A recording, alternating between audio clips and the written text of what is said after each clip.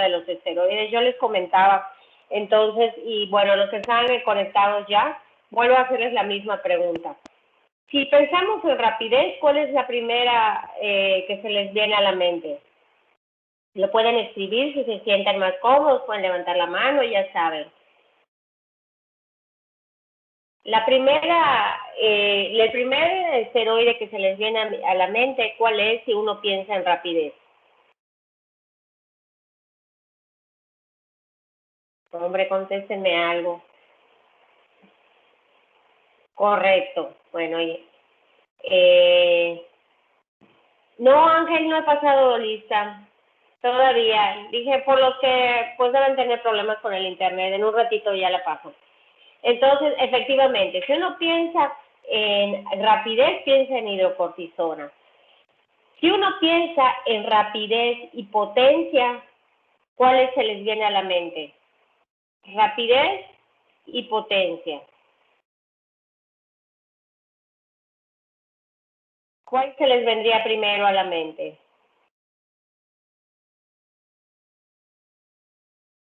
La metilprednisolona, la prednisona, ¿verdad? Que bueno, es rápida, no es ultra rápida, pero sí es rápida y potente. Correcto. Y por último, si yo pienso en potencia nada más, yo quiero un esteroide potente, ¿cuál se me vendría a la mente? Que no sea rápido, pero que sea muy potente, aunque no sea rápido. La beta o la dexametasona. Entendido, muy bien.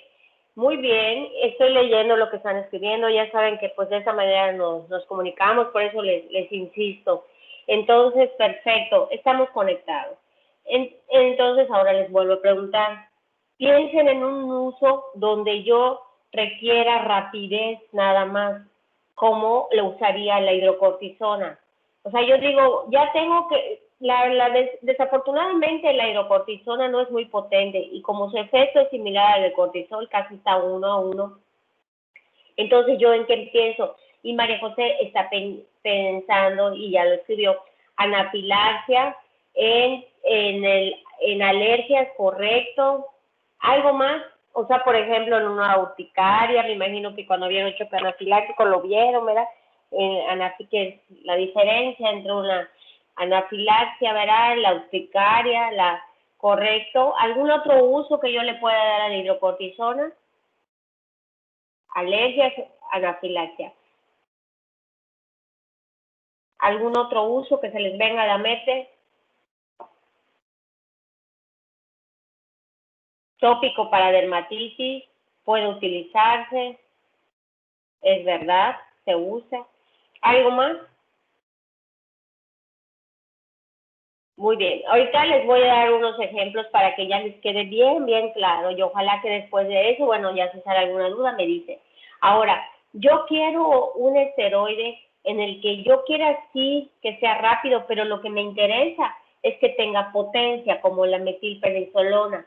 Ya vimos, es rápida, no ultra rápida, pero es rápida, vida media, intermedia, digamos, y tiene buena potencia. En la anterior está la potencia de la metilprednisolona. ¿Cuál es la prednisolona? La diferencia entre la prednisolona y la metilprednisolona, que lo pueden ver aquí en esta diapositiva que tienen, y la prednisona, es que estas solo hay orales, lo que es prednisona y prednisolona. La metilprednisolona es la que viene siendo intravenosa. Por eso nosotros es la que utilizamos en cuanto al medio hospitalario. Pero la potencia, eso verá, la dosis equivalente es más o menos de 4, es mejor, es más potente que la hidrocortisona, aunque no es tan rápida. Entonces, yo vuelvo a lo mismo. Ahora ya sé que yo quiero metilprednisolona para rapidez y potencia. ¿Qué patología me queda perfecto en la metilprednisolona? Rapidez y potencia. No ultra rápida, pero sí algo rápida y potencia. ¿Qué se les viene a la mente? Asma, están poniendo, ya lo conoció Pedro, crisis asmática, correcto. Muy bien. Pueden entrar un poquito en el EPOC, ¿verdad? Lo vamos a mencionar, pero ya lo tengo. Y ahora, yo solo quiero que sea algo muy potente, aunque no me haga efecto hoy mismo. Si ustedes ven la siguiente diapositiva, la vida media de la dexametasona y la betametasona de hecho se les llama esteroides de depósito, ¿verdad? 130, 330 minutos, o sea, es un montón de tiempo. Pueden ser 2, 3 días incluso, ¿verdad? En el que agarra todo su efecto, pero son muy potentes.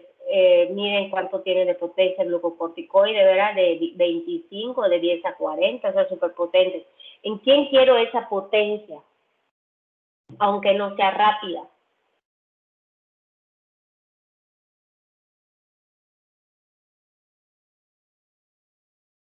¿Qué se les viene a la mente? Potencia, aunque no sea rapidez. Inmunosupresión, trauma, pacientes inmunodeprimidos. Correcto. De acuerdo. Entonces, ya para regresar a aterrizar todo lo que ustedes están comentando, lo que yo quisiera que se llevaran hoy son ejemplos de cómo usarla. La hidrocortisona, si bien es la más utilizada para la anafilaxia por su rapidez, se puede utilizar en las crisis asmáticas severas. ¿Por qué? Porque es rápida, aunque le tengo que poner una dosis más alta y también más seguido. Pero ¿qué se hace en una crisis asmática severa, por ejemplo? Donde yo quiero la rapidez. Cuando hablemos de crisis asmática lo retomaremos. Yo quiero que sea rápida y le doy hidrocortisona, pero sé que no es muy potente y que incluso la tendría que dar varias veces seguidas, porque como no es muy potente, pues la tengo que dar más a cada 8 horas, cada 6 horas, cada 8 horas más o menos. Entonces, ¿qué hacemos? Le podemos dar un bolo de hidrocortisona inicial para tratar de romper la crisis, y lo siguiente es con metilprednisolona, algo que se utiliza mucho en la crisis asmática severa. El primer bolo inicial se da con hidro y los subsiguientes se dan con metilprednisolona. Ahora, yo tengo una crisis asmática moderada, perfecto, solo la metilprednisolona. Metilprednisolona queda perfecto y no necesito darle impregnación ni dosis de arranque de hidrocortisona, simplemente empiezo con la metil a buena dosis y luego cuando se egresa, bueno, ya han oído que esas no se quitan de golpe, entonces se degresaría con una oral como la prednisona o la prednisolona para completar los días que se requieren. Ahora, yo quiero un esteroide con mucha potencia y en el trauma cronocefálico, ojalá que tengan la oportunidad de revisarlo. Cuando hablamos de trauma cronocefálico hay una guía que menciona el uso de los esteroides como la metilprednisolona, que es la guía NACI, con C. Bueno, ahí se los escribo. En esta guía ustedes pueden ver, bueno, hay controversia en su uso, pero es para el trauma medular. Se utiliza bolos altísimos de metilprednisolona y en el trauma cranioencefálico se utiliza la dexametasona. Hay bastante controversia en el uso. Muchas corrientes apoyan el uso en trauma cranioencefálico de derecha y van a ver que hay personas que no, casi satanizado. Creo que eso más es como algo personal o de que uno ya lo haya hecho. ¿Cómo lo usamos en la práctica diaria? Nosotros utilizamos la DEXA, como por ejemplo, yo tengo un paciente con una crisis asmática leve, decirles algo, en urgencias, pero yo conozco a ese paciente, yo sé que ese paciente en 2 días ya se va a poner, si no le rompo esto, en 2 días lo voy a tener en la crisis moderada a grave. Entonces es cuando yo puedo usar uno de depósito, porque tengo un chance de que cuando empiece a actuar es cuando lo voy a necesitar. Cuando lo usamos también, por ejemplo, no sé si alguno lo ha utilizado, que lo ha visto con los dentistas, para inhibir un poco el proceso inflamatorio usan la dexametasona. Mañana el pasado que te opere, te lo pones 24 horas antes, tu esteroide de depósito. ¿Para qué? Para que empiece a funcionar a las 24 o 48 horas después o cuando empiece el procedimiento. Otras en los pacientes inmunodeprimidos, algo que se están usando actualmente, como les decía el otro día, es en el COVID. En el COVID se está utilizando por su potencia para tratar de inhibir la inflamación, pero más que nada es para inhibir el proceso de la inflamación. Por eso no se recomienda en los pacientes con los COVID leves, ¿verdad? Ahora, otra cosa que les quiero comentar, la hidrocortisona en el choque séptico no se usa tanto así como, ay, bueno, es un esteroide porque tiene para la parte pulmonar. No, en la hidrocortisona se utiliza porque se ha visto que en conjunto con las aminas inhiben la respuesta inflamatoria y evitan digamos, que reducen la mortalidad, ¿no? Y mejoran la sobrevivencia. Por eso se acompañan de las aminas, para tratar de simular el efecto del cortisol, romper un poco lo que es el proceso inflamatorio y potenciar las aminas. Hay algunas guías que dicen que no se deben usar de manera temprana. Hoy en día se procura dar de manera que tú inicies tu amina e inicies tu hidrocortisona. O sea, no temprana, desde que estás en tus primeras 6 horas con tus metas, claro, porque pues no has hecho nada. Pero en el momento de que tú entres a la fase de choque séptico con el uso de aminas, porque ya es, como ya lo habíamos platicado, la definición inicia de choque séptico, al momento que tú te das cuenta que el paciente no es respondedor de líquidos, que va a requerir aminas, en ese de choque séptico, más los ojos y todo eso. Entonces, en ese momento, tú inicias tu amina e inicias tu esteroide. Y del esteroide, la hidrocortisona, pero más que nada para acompañar a tu amina, para inhibir el proceso inflamatorio y también se ha demostrado que disminuye el tiempo de uso de las aminas, ¿no? Entonces, no sé si les quedó claro en qué momentos las podemos utilizar. Si tienen alguna duda, ya saben, lo mismo, pueden levantar la mano o lo escriben en el chat. Espero que les haya quedado claro. Y les pido, por favor, a los que si alguien me puede compartir la imagen de la clasificación de Forrester, estoy leyendo sus dudas y si no las tienen, también me gustaría que pongan allá que quedó claro o algo para que sepa que ya no hay dudas en eso.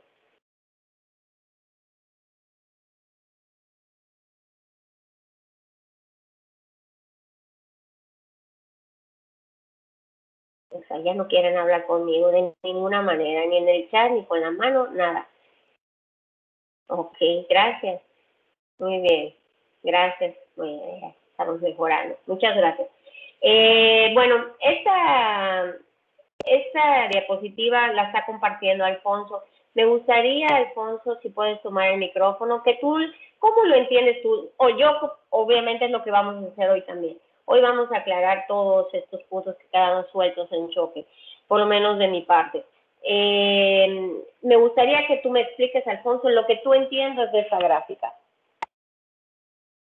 Bueno, primero, pues está la clasificación por grupos del 1 al 4, en el que el primero pues viene siendo, entiendo que es prácticamente una persona casi que sana, pero después dice que necesita beta bloqueadores.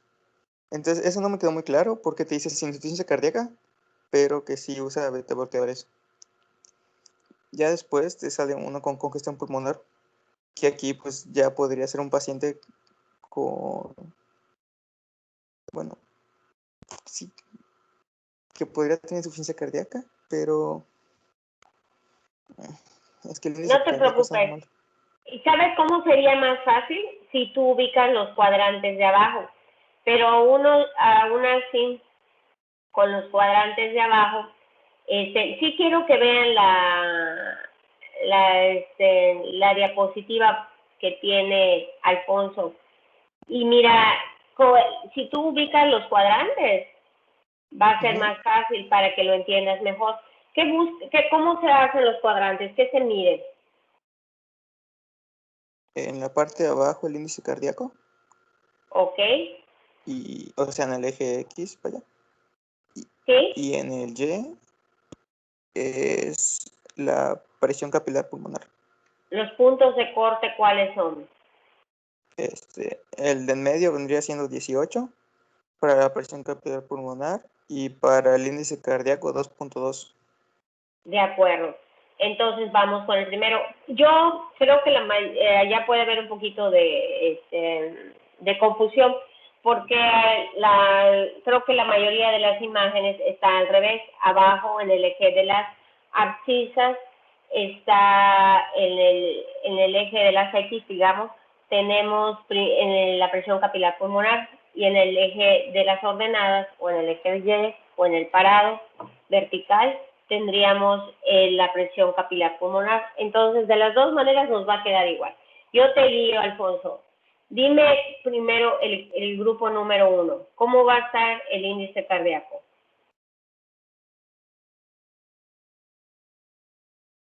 Alfonso, ¿te fuiste? No había activado el micrófono. Pues va a estar dado. ¿Cuánto va a tener de índice cardíaco? Bueno,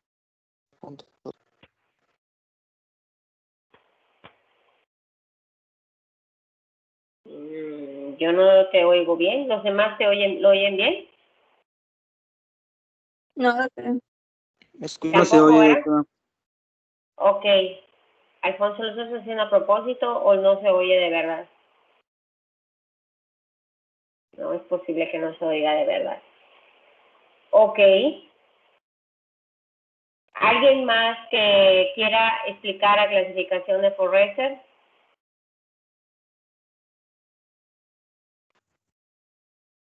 Una mano, yo los ayudo. Adelante, Ángel.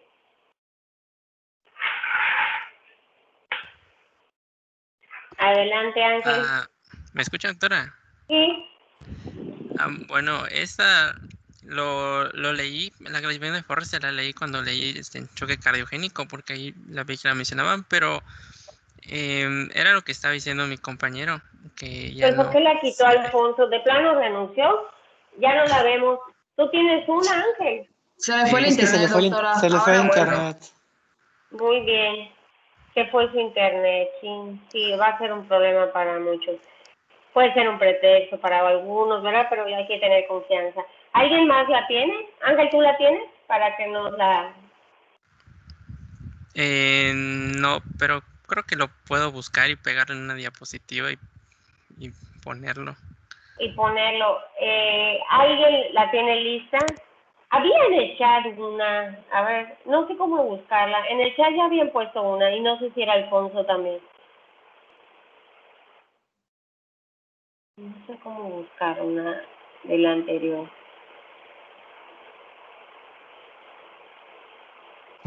Para Doctora, que les yo quede. ya encontré la misma que tiene Alfonso, si quiere la comparto.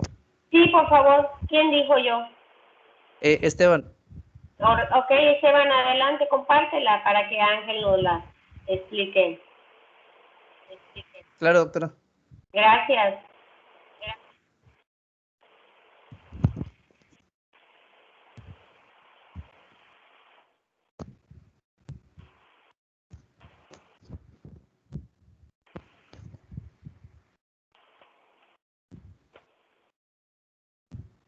Correcto. Muy bien, Ángel. Ahora sí.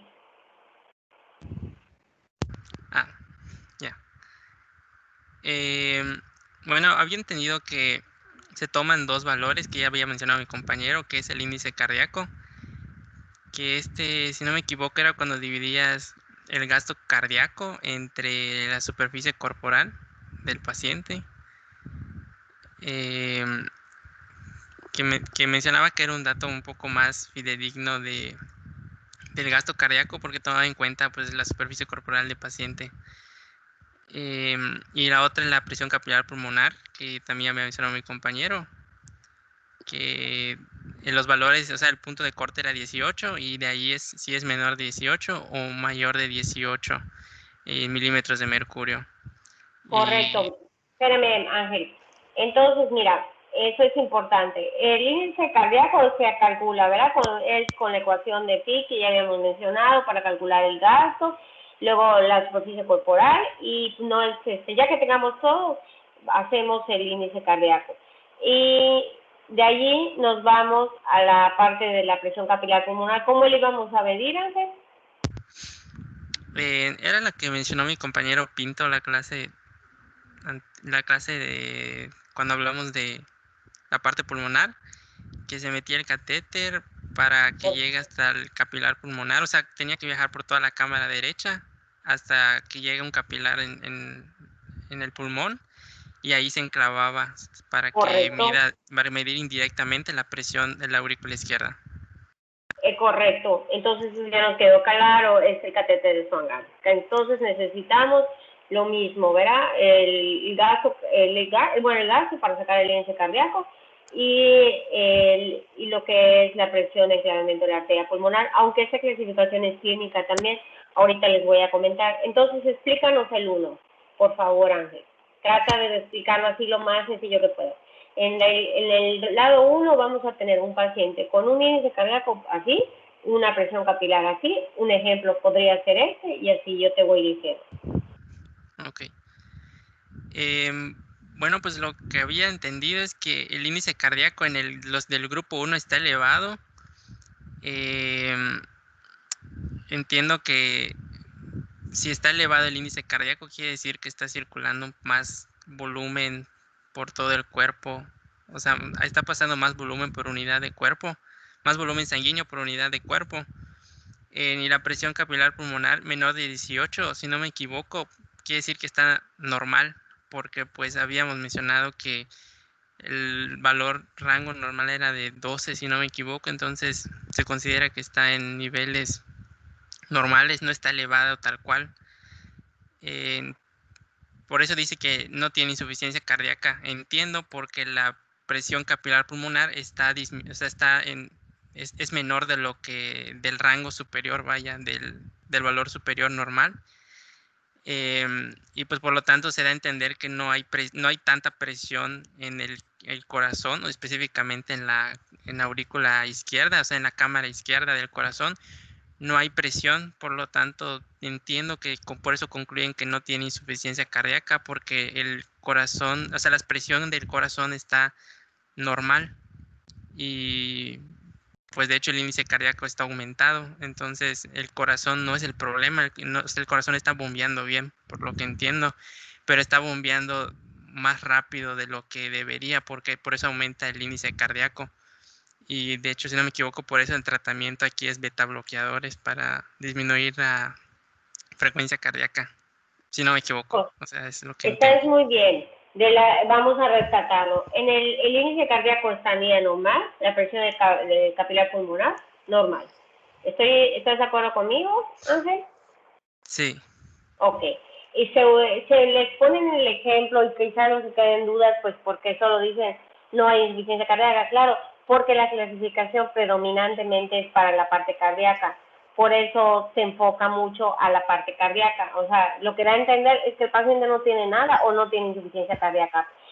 Entonces, como no está en una insuficiencia cardíaca aguda o descompensada, que lo vamos a ver cuando hablemos de insuficiencia cardíaca aguda, pero nos quedamos con esto hoy, el paciente como no tiene insuficiencia, no es que no tenga insuficiencia cardíaca, digamos que no está descompensado o no es una insuficiencia cardíaca aguda, por lo tanto no está en falla, digámoslo de alguna manera. El paciente puede ser que tenga un criterio de insuficiencia cardíaca, pero no tiene falla aguda, lo cual significa que nosotros podemos utilizar los beta bloqueadores, ¿ok?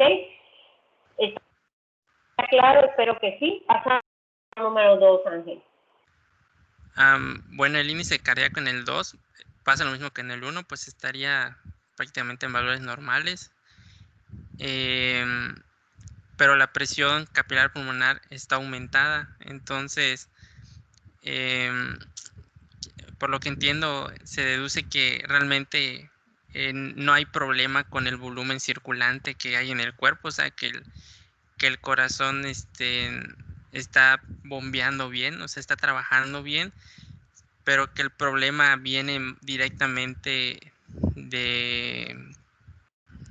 viene directamente de la presión que hay en el ventrículo izquierdo, que nos va a dar la elevación de la presión capilar pulmonar elevada, y nos da por lo que nos va a dar clínicamente una congestión pulmonar. O sea, el índice cardíaco está bien, por lo cual interpreto que la función del corazón está correcta, o sea, está mantenida, porque no está disminuido, pero que el problema es directamente ya de que ya está empezando a haber una complicación de la cámara izquierda para bombear o sea, para mantener para bombear la sangre, por lo cual aumenta la presión en y pues por lo tanto también aumenta la presión en los capilares pulmonares. O sea, entiendo que también hay una insuficiencia cardíaca, pero no, o sea, como usted había dicho, igual que en el 1, aún no está descompensado, por lo que entiendo. No, aquí sí, por ejemplo, nosotros hablamos del 2 como un paciente que tiene un índice cardíaco normal, pero hay congestión. Este puede ser un edema agudo pulmonar, ¿ok? Entonces, si hay congestión, es una insuficiencia cardíaca aguda. Aquí los betabloqueadores ya no serían indicados. Podemos utilizar diuréticos vasodilatadores y no sé si alguien pudiera poner en el chat qué más recomendamos en el 2. Y te quiero preguntar algo a ti mientras, Ángel. Como te les dije hace un momento, la clasificación es clínica también. La podemos hacer clínica. Es algo sencillo. ¿El paciente va a estar frío o caliente? En el grupo 2, En el la que tú paciente va a estás estar, poniendo. si va a estar frío o caliente en cuanto al tacto. Ajá, ¿cómo lo vas a ver? Sus pies, tegumentos, todo eso. ¿Cómo va a estar?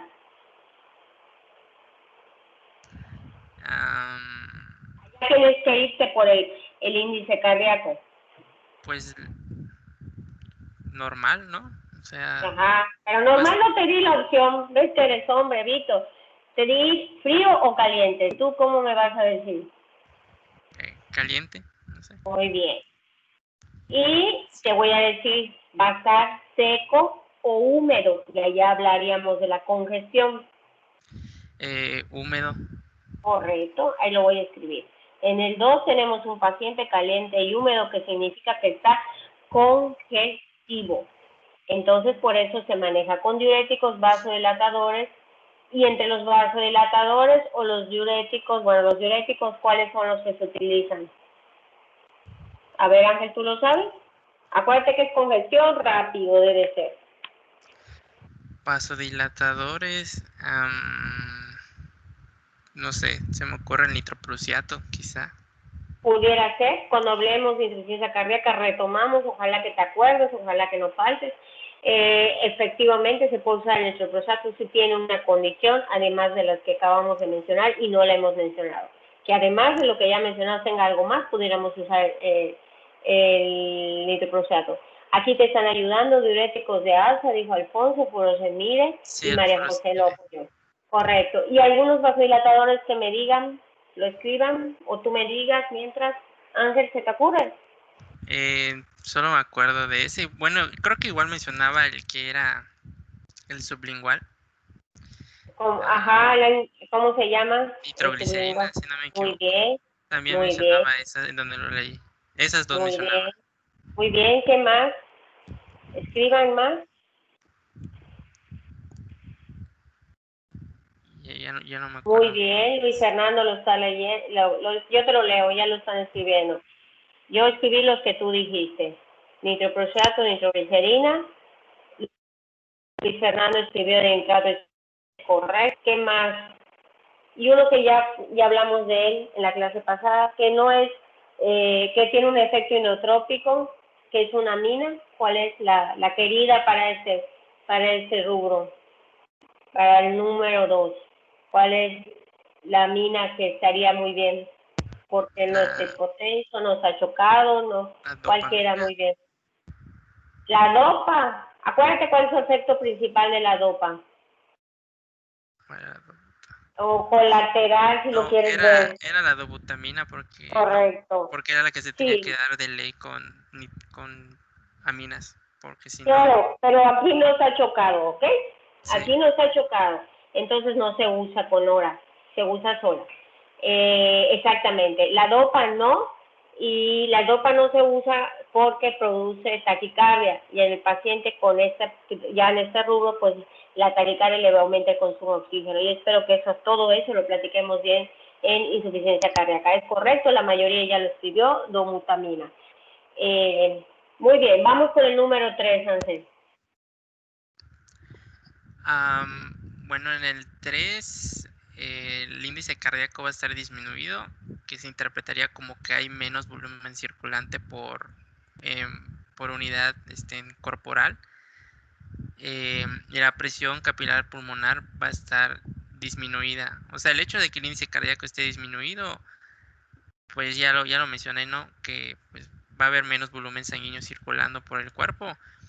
Y el hecho de que la presión capilar pulmonar esté disminuida nos hace pensar, nos hace ver que realmente no es un problema directamente del corazón, porque si fuese del corazón como en el siguiente estadio, o sea, en el 4, estaría aumentada.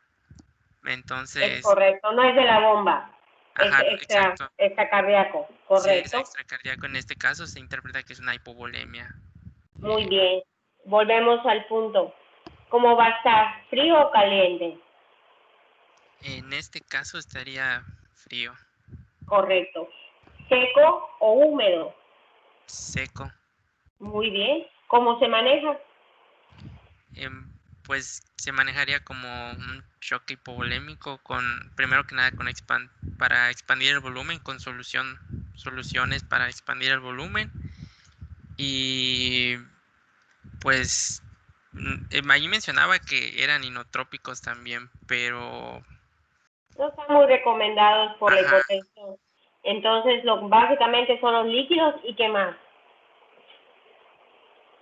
y pues creo que en este caso igual se daría aminas para mantener la presión arterial si en caso de que las resistencias vasculares periféricas estén disminuidas. Pero es difícil que usemos las aminas porque la mayoría de las aminas producen vasoconstricción. Y en este tipo del choque nosotros tenemos una vasoconstricción. Entonces las aminas, esas preguntas siempre las hago, pero pues ya por ahorita por el tiempo y yo entiendo que ya hablaron, creo, de choque hipovolémico, no se los voy a repetir. El problema del choque hipovolémico es que hay vasoconstricción, igual que el cardiogénico, de tal manera que las aminas en este caso pueden producir mayor vasoconstricción. Por eso las aminas solo se usan así para tratamientos totalmente refractarios o donde no tenemos acceso o manera de controlar la hemorragia. No sé si me explico. Entonces, ¿sí, Ángel? Espero que sí. Normalmente no utilizamos las aminas en el choque hipovolémico. Se trata por mucho de corregir la causa y tratar de, así lo más posible, de manejarla con líquidos. ¿Qué otra cosa nos podría apoyar en el tratamiento de este choque?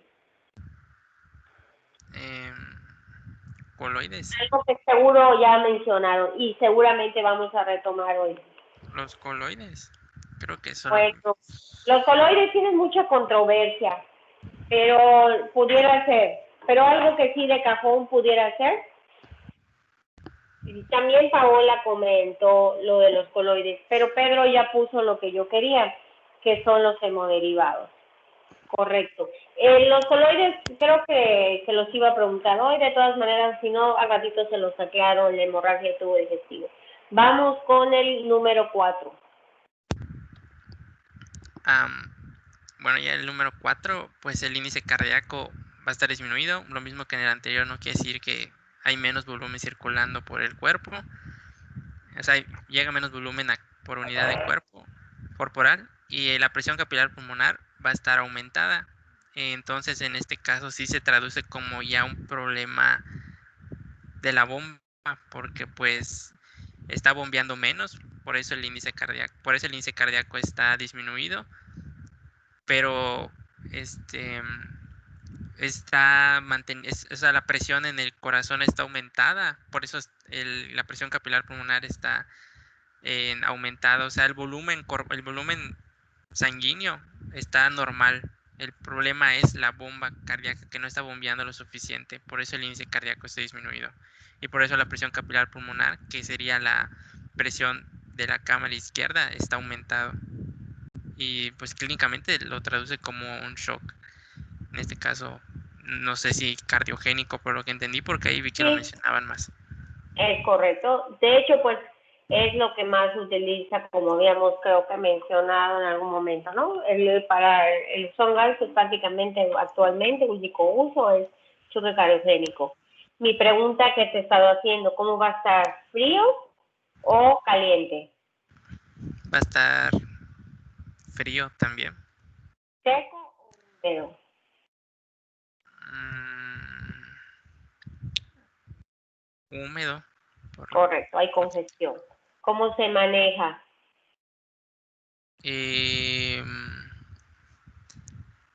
Este es con inotrópicos, por lo que había leído, aunque también decía que en la parte de tratamiento de choque cardiogénico mencionaba que los inotrópicos son pues controversiales, pero pues aún así hay quienes lo dan y quienes no. Ni con vasopresores, si no me equivoco.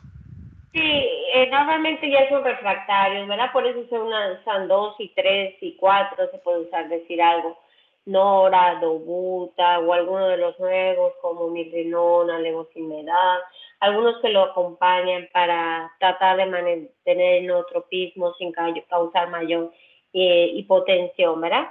Que es más o menos lo que hace la Dobuta, pero bueno, aquí ya se reserva para los más selectivos. ¿Algo que quieras agregar, Ángel?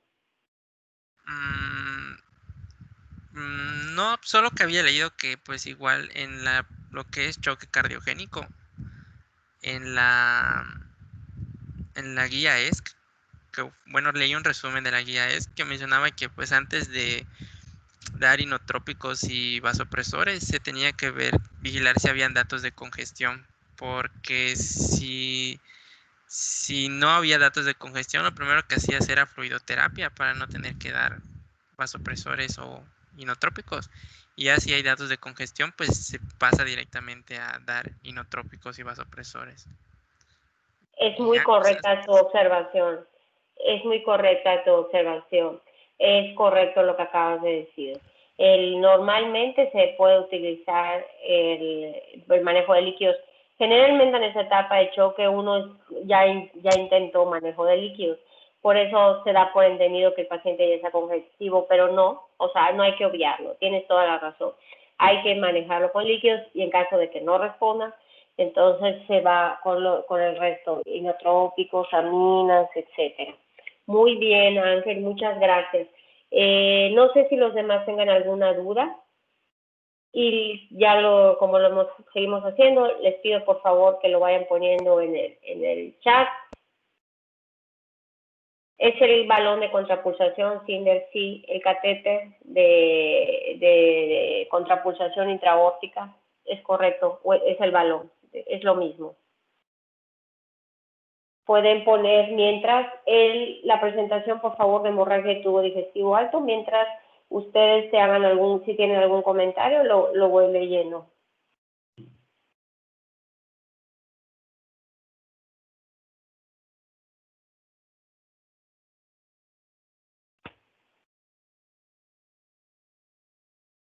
¿Ninguna pregunta de la clasificación de Forrester? Creo que no.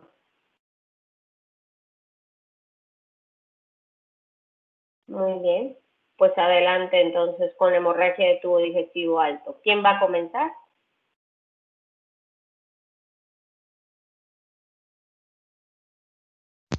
Yo comienzo, pero.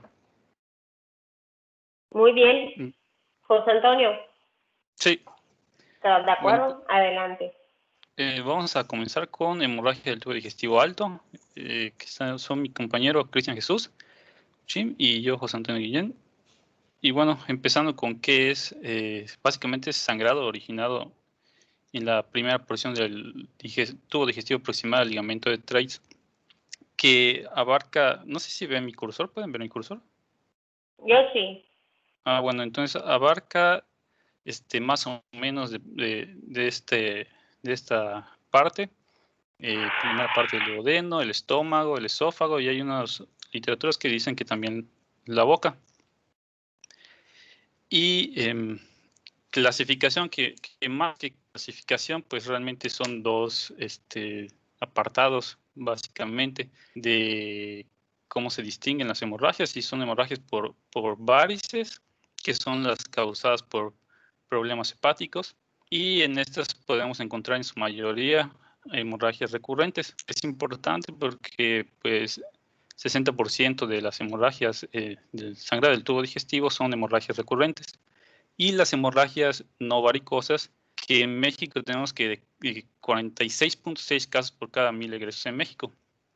Estas remiten de manera espontánea en el 80% de los casos, Y la mortalidad en general de ambos tipos de hemorragia es de 3 al 4%, que es ciertamente un poco baja.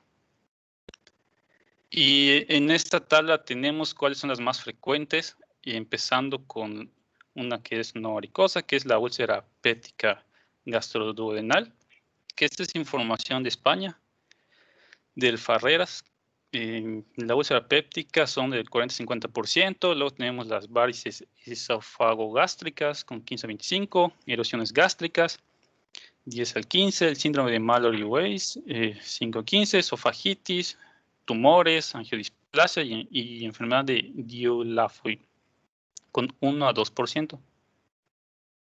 Ahora, la etiología, bueno, tenemos que la úlcera péptica en general suele ser causada por el uso crónico de AINES.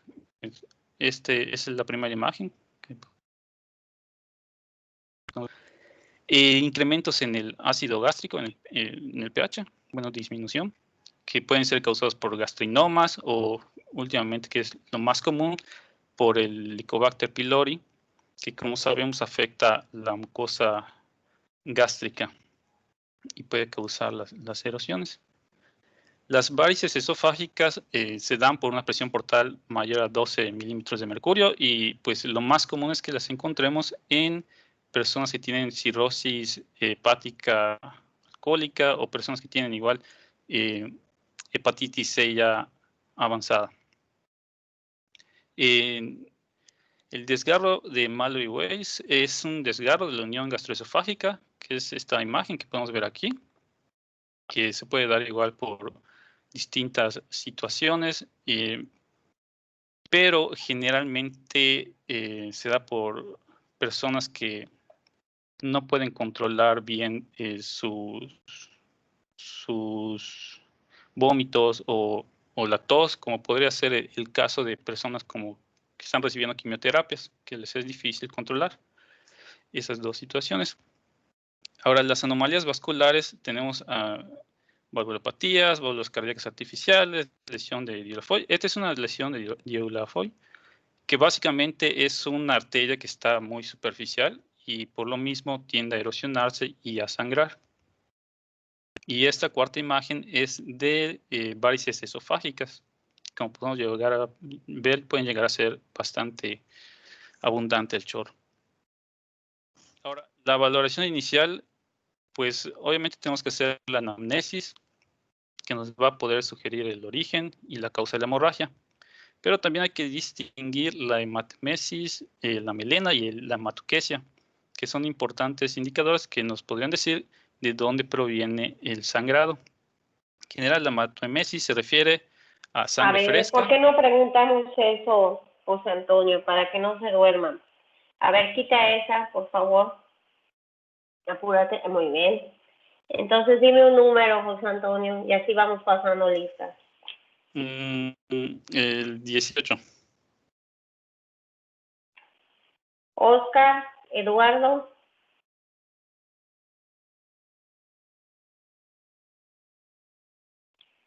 Paul Pinto. Dime otro número, José Antonio. Sí, doctora. Presente. Muy bien. Ya te había puesto falta, Oscar. No me contestas. Oscar, muy bien. ¿Qué es hematemesis?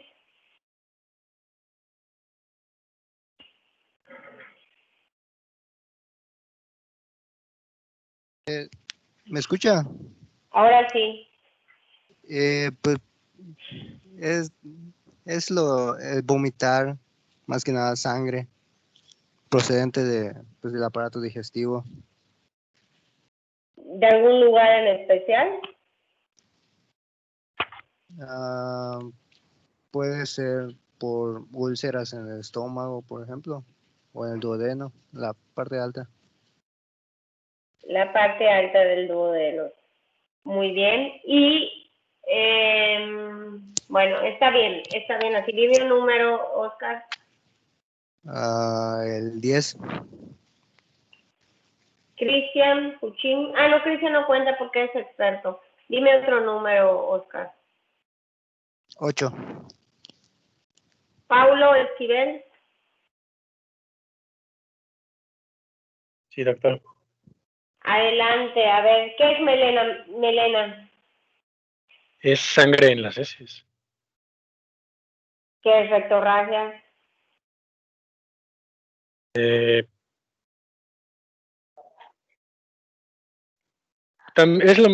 lo mismo, pero creo yo que el origen del sangrado es ya más de tubo digestivo inferior y la melena puede ser en un origen más alto del tubo digestivo. ¿Y la hematopecia?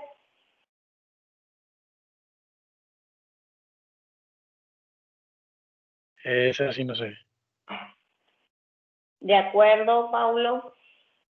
A ver, José Alejandro.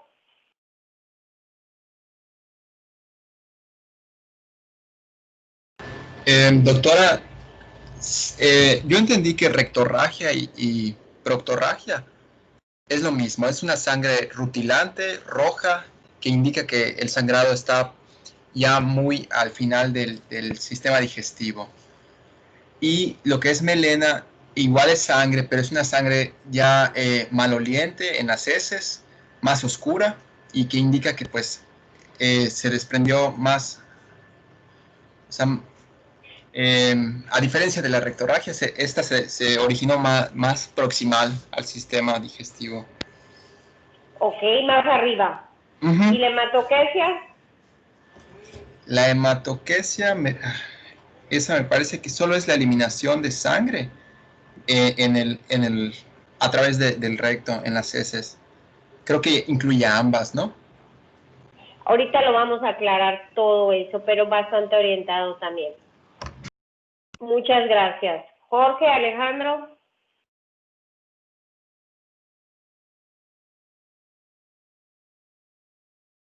Sí, es que, bueno, la hematoquesia es la presencia de sangre en las heces que puede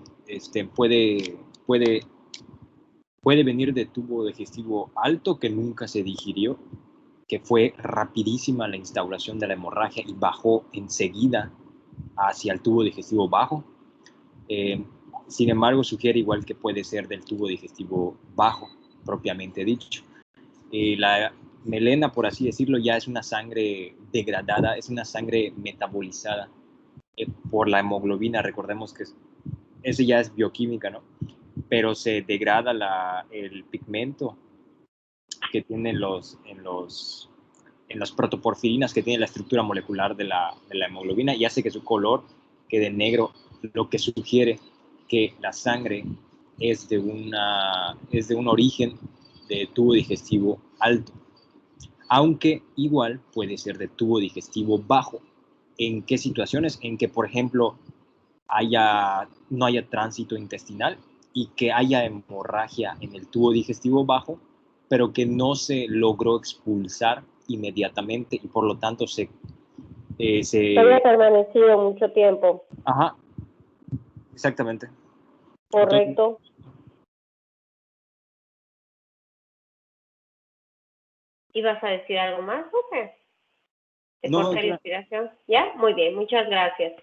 Muchas gracias. Bastante bien todos. Ahorita vamos a hacer unas aclaraciones. Y ahorita voy leyendo lo que ya estudiaron. Mientras José Antonio sigue adelante con sus definiciones. Bueno, básicamente la hematemesis, como les comentaba, la característica que tiene es que es la sangre rutilante, rojo oscuro, y pues indica una hemorragia activa. Y los restos hemáticos oscuros, similares a pozo de café, nos pueden indicar que la hemorragia ha cesado o ya es bajita, ya es poca, su débito es bajo. Esta hematemesis se da en el 50% de los casos de hemorragia de tubo digestivo alto y nos puede hablar de una pérdida de aproximadamente de 1000 a 1500 mililitros, que eso no necesariamente tiene que ser tan estricto, ¿no? Hay otras maneras de saber más o menos cuánto se ha perdido de sangre. Y en la melena tenemos la salida de sangre por el ano, que es negro brillante, es pastosa y maloliente, pero comentaba Jorge pues ya ha recorrido una gran parte, ha estado bastante tiempo en el sistema digestivo. La hemoglobina es la que se degrada, adquiere este color, y el origen es proximal al ligamento de Treitz en el 90% de los casos, que también, como mencionaba, no necesariamente tiene que ser proximal, sino también que puede ser distal. Y la pérdida pues es variable, llegando a ser mínima de hasta 50 mililitros. Ahora, la hematoquesia, que es la salida de Perdón, sangre por el ano. sí, un segundo nada más, José Antonio, perdón. Sí. Bueno, les comento todo lo que lo comentaron, lo que vamos, puede decir melanemesis, porque es la presencia, ¿no? La hemorragia que pudiéramos decir. El color es por el pigmento, y por eso le llamamos, puede decir correctamente, melanemesis. Aquí comentaba Jessica, y es correcto también, voy a aprovechar para mencionarlo, las características que ya dijo José Antonio, y que sea una permanencia de aproximadamente 8 horas. Eso es correcto también. Puedes continuar, José Antonio. Okay. La hematoquesia pues es la salida de sangre por el ano, fresca, rutilante o rojo vinoso oscuro, que por lo que yo entendí está acompañada de heces. Y la rectorragia es la emisión de sangre fresca rutilante, igual de origen rectal o de tramos distales al colon, que no necesariamente tiene que estar acompañada de heces. Ahora también es de origen distal al ligamento de Treitz y puede llegar a ser de más de 1000 mililitros. Correcto. Y normalmente nosotros hablaríamos de un lugar por abajo del ligamento de Treitz. O sea, ya habían dicho que podía ser más distal del aparato digestivo, ¿verdad? Proximal a la salida, como lo quieran ver. Pero si el sangrado es por más de 1 litro, ¿verdad? De la parte alta, de que venga por encima del ligamento de Treitz, si es más de 1 litro, que no haya tenido tiempo de digerirse ni nada, puede pasar directamente, no como melena, sino como una rectorragia que pareciera que proviene del recto, ¿verdad? Cuando los sangrados son abundantes, puede darse la rectorragia. Un paciente, la hematoquesia sí es acompañada de presencia de sangre con las heces, ya lo había mencionado. Generalmente viene del tracto digestivo bajo, que también ya lo mencionamos, que viene con las heces, es correcto, la rectorragia más del ano, más del recto. Generalmente no tiene puede haber sin evacuar, ¿verdad? Que le esté sangrando el paciente. El más distal y más proximal al sitio de salida. En cuanto a la cantidad, pues es variable, ¿verdad? Pues tomemos en cuenta también que si nosotros pensamos qué pacientes tienen eso, en México nos quedaríamos más que son las varices, ¿verdad? O la presencia de la cirrosis. Entonces, generalmente cuando hablamos de pacientes con cirrosis, hablamos de alargamiento de tiempos, insuficiencia hepática, etcétera, ¿no? Todo eso nos va a decir que posiblemente el paciente tenga sangrado. Por eso no es tan raro que un paciente que además de tener hematemesis pueda tener rectorragia, incluso algunos tienen epistaxis, etcétera, ¿verdad? Eso es más de los pacientes cirróticos o con insuficiencias hepáticas severas. Entonces, a veces se combina todo. Ahora, por definiciones, ¿verdad? Pues ya los tenemos. Generalmente, por ejemplo, una enfermedad diverticular es la que más va a tener hematoquesia o rectorragia, ¿verdad? Por abajo del ligamento de Treitz. Y los hemorragias de tubo digestivo, pues como dice su nombre, por encima. Correcto, muy bien, ya leí lo de la diferencia con la hemoptisis. Efectivamente, pues lo dijeron que es el esputo. Definitivamente la práctica les va a dar que a veces no sabes si es de la tos o es alguna varices o es un mal orihueso, es algo, ¿verdad? Que todo se viene del aparato digestivo. A veces pues es necesario hacer una endoscopía para diferenciar entre si era hematemesis o fue hemoptisis, ¿verdad? No es cuando un paciente con TB, por ejemplo, que sangran mucho o unas bronquiectasias rojas o algo así, sangra mucho, entonces ya no sabes si es de digestivo o es respiratorio. Muchas veces te tienes que ir por una endoscopía, una broncoscopía para hacer la diferencia. Si bien la definición es totalmente correcta en lo que están poniendo, y ya lo leí, de Jessica y Jorge Alejandro. Puedes continuar, José Antonio. Ok. Ahora, ¿qué otras cosas debemos de hacer? Debemos de investigar pues, el consumo de AINES por la fenolceropéptica, ácido acetilsalicílico, José Antonio, no antiagregantes y te molestes anticoagulantes. conmigo. Son No te medicamentos. molestes conmigo. José Antonio, dime Sí, algo. dígame. Sí, ¿Qué son los pozos de café antes de que pasamos a esto? los pozos de café es sangre que está coagulada, por así decirlo, y que ya lleva tiempo en el sistema digestivo y que nos habla de que el sangrado pues ya o ya cesó o ya es muy bajo. Correcto. Ahora pozos de café tal cual como de café, así por lo que entendí, es como que la cucharita de donde se sirve el café y toma un color así como que oscuro. Claro, porque es oscuro, creo que ya lo han dicho. Los pozos de café, ahí lo escribí, para que lo escriban bien. Con Z, los pozos es lo que queda después de que te tomas el café, donde te leen el café, así más fácil. ¿Por qué es el color oscuro? Ya lo acabas de mencionar, solo repítelo. Por el tiempo que lleva ahí, ya se coaguló también. Ajá, pero más que se coaguló, ¿qué sería lo que sucedió? No es tanto que sean coágulos, porque los coágulos son rojos. Es porque, de hecho, por eso se le llama así. ¿Por qué, José Antonio? Por la degradación de la hemoglobina, los pigmentos. Correcto, es por el tiempo, ¿verdad? Que están allá. La hemoglobina que ya habían mencionado, ya lo está poniendo Javier, que se transforma en hematina, el tiempo que ha estado en permanencia en el tubo digestivo, por eso no se considera sangre fresca y es una sangre digerida. Por el tiempo, ¿no? Que la hemoglobina va a degradarse. Correcto. Puedes continuar, José Antonio. Ok. Bueno, como les comentaba, investigar el consumo de estos medicamentos y también investigar episodios previos de sangre del tubo digestivo, por lo que les decía que aproximadamente tiene el 60% de probabilidades de volver a recurrir. Y pues se debe de explorar por signos como palidez de piel, mucosas, masas abdominales, visceromegalias, hepatopatías o ascitis, que ya, por ejemplo, la ascitis pues nos orientaría demasiado a cuál es el origen y por dónde ubicarlo. Y se debe de considerar también el tacto rectal para confirmar melena en caso de que haya. Y bueno, ahora de la severidad de la hemorragia, en el Subirán dan esta tabla y también puse la tabla de clasificación del choque. ¿Y cuál vieron? Pues son muy similares. Ayer, ¿cuál vimos? Si no me equivoco, es esta. ¿Cómo que te vas a equivocar? No te puedes equivocar, José Antonio. No está permitido. No, o sea, la que vimos ayer debe ser esta. ¿Debe ser cuál? Esta. ¿La de 4 o la de 3? Ok. La de 4. No sé cuál, la del Colegio Americano o la de la ATLS. Ok. Ponme la anterior, por favor.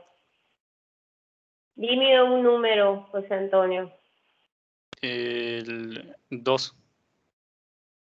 2. Te estás vengando, José Alejandro, ya que es tu amigo. A ver, José Alejandro, es su amigo, me ha quedado claro. Entonces, ¿qué parámetros evalúa la clasificación del Colegio de Cirujanos para choque? Trata de no leer lo que sé que lo tienes a un lado, pero trata de no.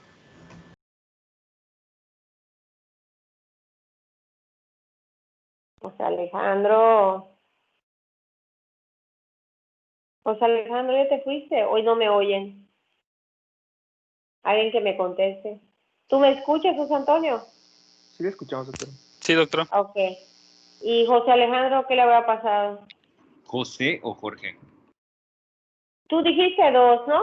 ¿Es José Alejandro o es José Alejandro? O Alejandro Bobadilla, así, no. Aquí, presente. Muy bien. No, dígame. Alejandro Bobadilla, muy bien, ya. La J es que no lo dice acá, ¿qué es la J? Bobadilla. La J es de mi primer nombre, José. Por eso te estoy diciendo José Alejandro. Eso me haces caso. A ver, dígame. Bueno, no doctora. importa, ya lo dije. ¿Cuáles son los parámetros que evalúa? La que vimos de la ATLS, dice. Ujú. Pues es para choque. Me parece que son los signos vitales como la presión de pulso, la tensión arterial, la frecuencia cardíaca que siempre se toma, pero nosotros vamos a tener en cuenta igual, si no me equivoco, el volumen de sangre que se ha perdido, lo vamos a aproximar también. Todo lo que es taquipnea y shalala, en frecuencia respiratoria igual lo tenemos que tener en cuenta. La uresis se tenía que calcular. Y recuerdo que me faltan 2 más, pero el estado de ¿Qué conciencia. problema, qué problema tiene tu micrófono ahora, José Alejandro? ¿No me escucha? No, ya sí, puedes decir que es la lluvia y ya estuvo. Oye, una pregunta, ¿cómo te calculas la pérdida, dijiste? ¿Qué maneras tienes para calcular la pérdida? Pues es que depende en la pérdida hipovolémica que se...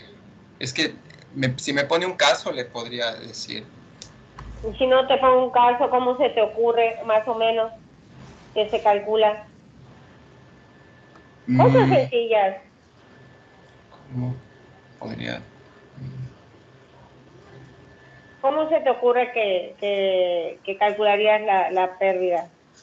Pues podría verse reflejado en los laboratorios de hemoglobina y hematocrito. ¿En serio? La pérdida sanguínea. ¿En serio? ¿Cuánto tarda en reflejarse en el hematocrito? No sé, 6 horas aproximadamente. Más o menos. Entonces, para esas 6 horas ya se fueron las primeras metas. Entonces, puede ser hasta más. Pero de acuerdo, el hematocrito puede tardar hasta 12, 48 horas en reflejarse. Pero, ¿cómo lo harías? De una manera súper sencilla. Si suponte que tengas el caso clínico, ¿en qué te basas entonces? Pues podría ver si está cianótico, si está compensando, no sé, con taquicardia, si el llenado capilar está, pues, retardado. O sea, te basarías en los datos medibles de esa clasificación para calcular la pérdida. ¿Estoy bien? O sea, tratarías de encajar los signos que presente el paciente con alguna de las etapas del choque según esa clasificación. ¿Estoy bien lo que tú quieres decir? Sí, doctora, eso se me ocurre. Ok. ¿Y otra manera que se te ocurre? Fácil.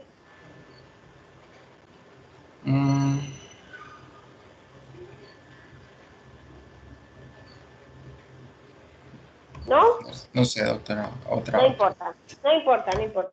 Ok, muchas gracias, José Alejandro. Puedes continuar, José Antonio, y ahorita aclaramos eso.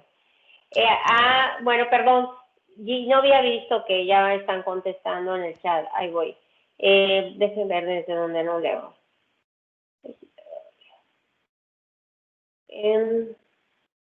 Muy bien.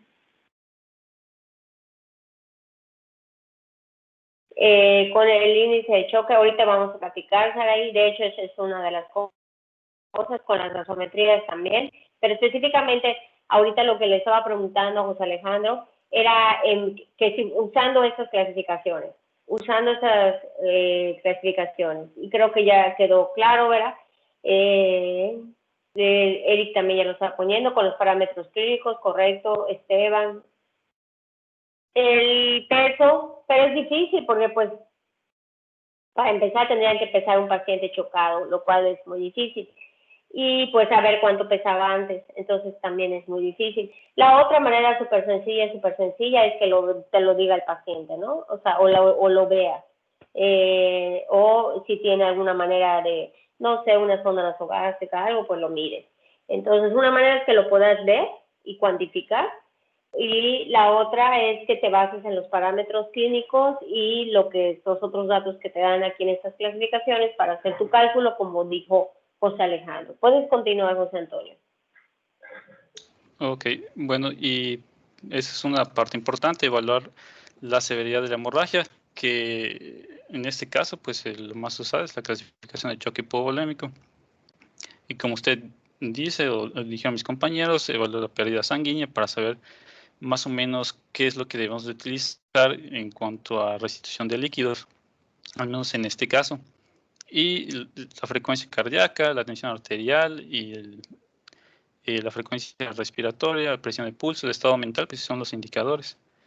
Correcto. Eso ya lo vieron. Solo te voy a hacer una pregunta de acá. Sí, ¿Sabes qué limitaciones pudiera tener esta clasificación? Y no sé si se escucha bien lo que dije, limitaciones, limitantes.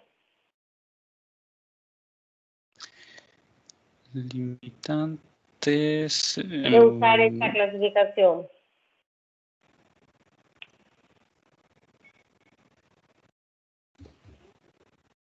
Pudiera ser la precisión. Pedro puso la frecuencia cardíaca, Ángel puso el cálculo de la pérdida. Sí, pero es posible que sepan lo que yo estoy preguntando, pero si lo pudieran decir específicamente dónde le verían el problema, lo pueden ir escribiendo. Mientras tanto, puedes continuar, José Antonio. Yo lo voy aclarando ya que vayamos avanzando en el tema. Ok. Y en exámenes de laboratorio, lo que nos indica, en este caso el Tintinale, que lo primero que se debe hacer es la tipificación y pruebas cruzadas. Hay que sacar biometría hemática completa, el BUN creatinina, pruebas de función hepática, de coagulación, electrolitos y glucosa. Señalan la importancia del BUN creatinina, que debe estar en una proporción de 36. Que esta proporción nos indicaría que la hemorragia viene del tubo digestivo alto con una sensibilidad más o menos del 95%. Esta de 36 lo saqué del Subiram, pero el Tintinal te señala hasta con un 30, una proporción de 30. Se podría indicar una hemorragia del tubo digestivo alto. Y te dicen que esta proporción pues es porque se absorbe o sea, lo que se degrada de la sangre se absorbe y además por la hipovolemia, que se activa la reabsorción de agua y por consiguiente la urea. Y se nos eleva bastante. ¿A qué te recuerda eso, José Antonio? ¿A qué te recuerda? Cuando vimos que... lesión renal. Renal, ¿no? Porque es pérdida de volumen, correcto. Es por eso. Y como estamos pensando en un sangrado, pues por eso, no es por hipovolemia. Es correcto. Okay. Y bueno, los estadísticos, el estándar de oro, pues es la endoscopía digestiva alta, que es la exploración de elección, que realmente cuando lo hacen, también la hacen como tratamiento. Se recomienda la colocación de sonda nasogástrica. Aquí encontré en el Tintinal te dice que sí se recomienda, en el Subiram no tanto, pero pues la recomendación es para que se pueda hacer, por ejemplo, algún lavado gástrico o ver si sale sangre en la absorción, que no necesariamente el que salga o no salga sangre, bueno, el que no salga sangre no quiere decir necesariamente que no haya un sangrado, porque pues, por ejemplo, el sangrado puede estar en el duodeno y la sonda nasogástrica no llega ahí. Y la prueba de Guayaco, que es para ver sangre en heces, también se puede aplicar a esto, pero te mencionan que más que para ver sangre microscópica, es para ver sangre macroscópica, para confirmar que esa sangre que uno está viendo realmente es sangre. Y... Pregunta, no, ponme esta, por favor, José Antonio. ¿Viene pancreatitis o todavía? Todavía. Ok. Pregunta, ¿en qué viene la controversia de la sonda nasogástrica? ¿Por qué hay controversia? Por lo que entiendo, no puede ser muy necesaria, y también mencionaban la controversia de que pudiera, en el caso de varices gastroestovarices, de las varices, lesionarlas y provocar un sangrado, pero pues te dicen que eso no es, o sea, no debería de tomarse en cuenta realmente. Bueno, pero sí puede producir un sangrado a la hora de la colocación. ¿Cuánto mide la sonda nasogástrica?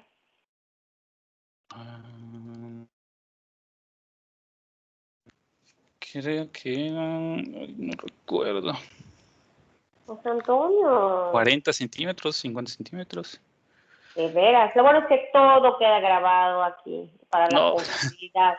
Me da tanto gusto porque así no vas a decir, eso no dije yo. Muy bien, muy bien. ¿Alguien está ofreciendo algo más en cuanto a la nasogástrica? ¿Cómo se coloca? Mientras cuéntamelo. bueno, primero que nada hay que tener toda la técnica de asepsia. Se mide la sonda de la nariz al lobo de la oreja y de ahí por debajo de la apófisis xifoide, el epigastrio más o menos. Se prepara todo previamente, las cintas, las marcas, y ya una vez ¿Cuántas que marcas tiene? eh, tiene, José no Antonio, recuerdo, doctora. ¿no has vuelto al hospital o nunca fuiste? Cuéntamelo. La única vez que puse una zona en el hospital fue hace un año y hice una intubación prácticamente porque no fue o sea, la primera vez que lo intenté no quedó en el estómago. En el esófago y en el estómago. No pasó por allá, Ujú. se fue a la No, tráquea. sí, Ok, sí, y al sí. bronquio. Ok, Bueno. ¿alguien quiere ayudar? Había visto su mano de José Alejandro, pero igual ya no la veo. ¿Ya se arrepentiste, José Alejandro? A ver, doctora, no me he arrepentido. ¿Qué pasó? Vamos a ver. No sé, tú alzaste tu mano, yo lo vi. Era cuando preguntó sobre la sonda nasogástrica y sí, era como decía Tony, hay que checar, creo que le faltó nada más checar la permeabilidad, había que pasar. ¿Cuánto mide? Era aproximadamente un metro, ¿no? 1 metro. Sí, Sí, aproximadamente, pero está muy aproximadamente. Ya, bueno, ya del 50 pasamos 1 metro. Bueno, sí, un poco más. ¿Cuántas marcas tiene José Alejandro?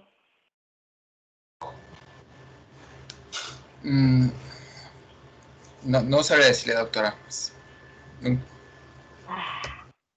Ok, muchas gracias. Bueno, ¿qué calibre, José Antonio? Calibres eran 10. Ay, ya no recuerdo. Hombre, qué triste. Chica, grande, ¿qué vas a obtener?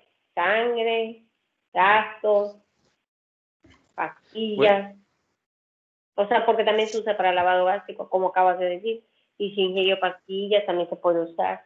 Aquí cuenta lo que tú quieres obtener. 18, 16 son los Depende qué tan mal calibres. caiga. ¿Quién es más gruesa, 18 o 16? 16. ¿Es más gruesa que la 18? Está bien. José Antonio, sigue tu camino. Puedes continuar. Ojalá que puedan revisarlo, cuánto mide, ¿verdad? Es que, bueno, eso es cosa de ustedes, pero sí es importante que si van a colocarla, pues sepan cuántas marcas son, cuánto mide, para qué se usa. Si yo la quiero, por ejemplo, en el caso de un lavado gástrico solamente para extraer, ver contenido, como dijo José Antonio, ver si es sangre, si es alimentario, el contenido puede ser una sonda pequeña, puede ser un calibre de 16, 14. El problema con las sondas pequeñas es que se enroscan, ¿verdad? Se enrollan. En cambio, son un poco más, digamos, muy flexibles. Entonces, allá pues podemos usar una 16. El riesgo es que al momento de la colocación podamos lesionar, efectivamente. En un poquito más de rato voy a hacer algunas diferencias para que también les digo, ya quede claro toda esta parte. Pero sí es importante que la conozca. Yo lo quiero para drenaje, quiero para secar pastillas. Si es para secar pastillas, es una sonda nasogástrica muy gruesa para que las pastillas o los restos de pastillas puedan salir. La posición del lavado gástrico, ¿verdad? De preferencia entre el Lemburg, lateral, tratar de que si el paciente no coopera o hay riesgo de broncoaspiración, pues ya lo saben, ¿verdad? Proteger la vía aérea. Cosas que a lo mejor son muy sencillas, pero no se les deben olvidar. Paciente, si va a broncoaspirar algo o está con déficit neurológico, algo es mejor intubarlo, luego la sonda. Y depender de lo que quieran extraer, para eso es su colocación. De todas maneras, pues igual lo pueden repasar para pancreatitis. Puedes continuar, José Antonio. Y ya sigue el tratamiento, mis compañera. ¿Qué? ¿Tú ya terminaste? Buenas tardes, Sí, compañeros. Yo voy a seguir la presentación. Bueno, en tratamiento inicial. ¿Tú eres Cristian, verdad? Sí, doctora. Ok, adelante, Cristian, perdón.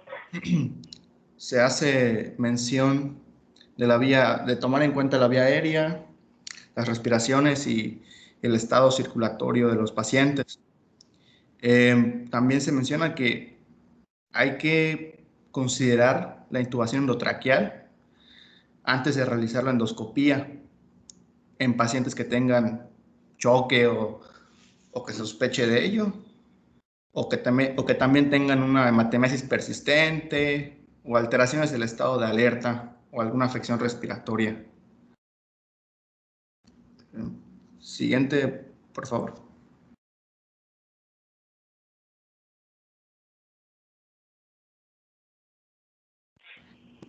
Para la reanimación, pues se dice que se pueden usar los calibres 16 a 18 en cuanto a los en catéteres periféricos. Hay que poner 2 y reanimar usando soluciones cristaloides. Y ya después, pues tomar en cuenta los concentrados eritrocitarios, que serían la mejor opción siempre.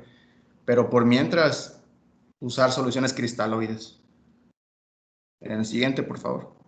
Está bien aquí, por favor, Okay. José Antonio, déjala allí. Dime un número, Cristian. 7. María José. Mande, doctora.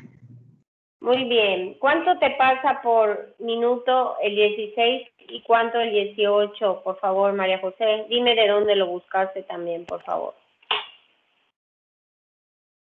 ¿De la sonda? No, del catéter. Perdón. Ok. Uy. ¿Lo sabes o no, María José? No, la verdad no, doctora. ¿Leyeron la guía de preguntas? Me ¿Leíste la guía de preguntas? La verdad no, doctora, no la leí. Ok. ¿Alguien revisó la guía de preguntas y lo sabe?